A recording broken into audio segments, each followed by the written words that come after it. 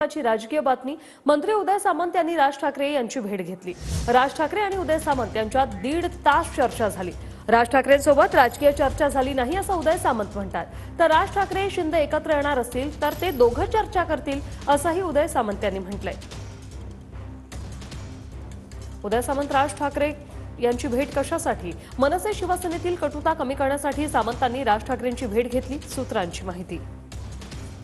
विधानसभेला भाजप मनसे सोबत युती करायला तयार होती, पण शिंदेंच्या शिवसेनेमुळे युती झाली नसल्याची चर्चा। युती न झाल्यानं राज ठाकरेंनी पदाधिकारी मेळाव्यात नाराजी व्यक्त केली होती। आगामी काळात मुंबई महापालिकेसह इतरही स्थानिक स्वराज्य संस्थांच्या निवडणुका होणार आहेत।